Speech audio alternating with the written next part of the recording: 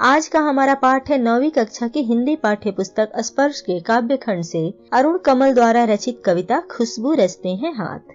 अरुण कमल जी का जन्म बिहार के रोहतास जिला के नासरीगंज में हुआ था। फिलहाल ये पटना विश्वविद्यालय में प्राध्यापक के पद पर कार्यरत है। इन्हें अपनी कविताओं के लिए साहित्य अकादमी पुरस्कार सहित कई अन्य पुरस्कारों से भी सम्मानित किया गया। इनकी कविता जिसका शीर्षक है खुशबू रचते हैं हाथ, जिसका अर्थ हुआ वो हाथ जो खुशबू की रचना करते हैं। रचना करना मतलब बनाना। इस कविता में कवि ने अगरबत्ती बनाने वाले जो कारीगर या मजदूर होते हैं उनकी दयनीय अवस्था का मार्मिक चित्रण किया है। इनके माध्यम से कवि उन तमाम मजदूर वर्ग, छोटे छोटे कारीगरों की दयनीय दशा की ओर ध्यान आकर्षित कराना चाहते हैं, जो दूसरों के लिए, हमारे समाज के लिए सुंदर सुंदर वस्तुओं का निर्माण करते हैं, दूसरों की सुख सुविधाओं की व्यवस्था करते हैं। वो खुद किस दुर्व्यवस्था में रहते हैं, उनके जीवन में कितनी तकलीफें हैं। तो कविता पर चलते हैं और उसका भावार्थ समझते हैं। कई गलियों के बीच, कई नालों के पार, कूड़े करकट के ढेरों के बाद बदबू से फटते जाते इस टोले के अंदर खुशबू रचते हैं हाथ, खुशबू रचते हैं हाथ। इन पंक्तियों में कवि उस जगह का जिक्र कर रहा है जहां ये श्रमिक, ये कारीगर रहते हैं। कि कई छोटी पतली गलियों के बीच में, जहां से कई गंदे नाले बह रहे हैं, कूड़े करकट का ढेर लगा हुआ है और भयंकर बदबू है, वैसे टोले में, टोले मतलब छोटी छोटी बस्तियां, तो वैसे टोले के अंदर, वैसी झुग्गी झोपड़ियों के अंदर खुशबू रचते हैं हाथ, नहीं अगरबत्ती बनाने का काम करते हैं।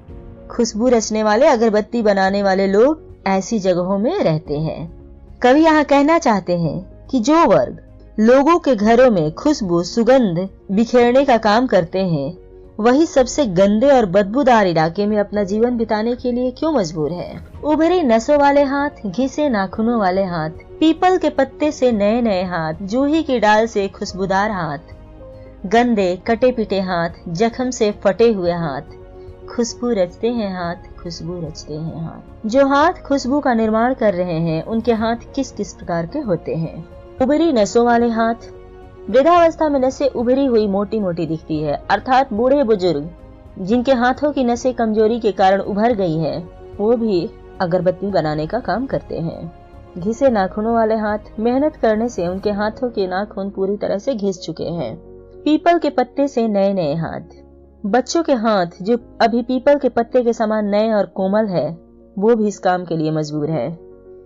जूही की डाल से खुशबूदार हाथ, लड़कियों और स्त्रियों के जूही की डाल के समान खुशबूदार पतले और लंबे हाथ अगरबत्ती बनाते हैं।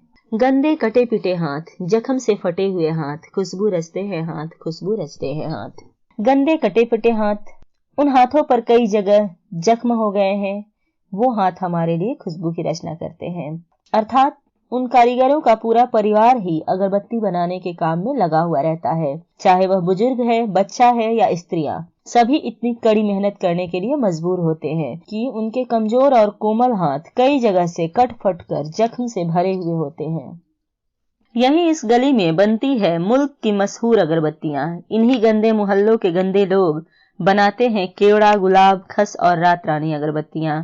दुनिया की सारी गंदगी के बीच दुनिया की सारी खुशबू रचते रहते हैं हाथ, खुशबू रचते हैं हाथ, खुशबू रचते हैं हाथ। तो केवड़ा, गुलाब, खसखस और रात रानी जैसी खुशबू वाली देश की मशहूर अगरबत्तियां इन्हीं गलियों में, इन्हीं गंदे मोहल्लों के गंदे लोग बनाते हैं। दुनिया की सारी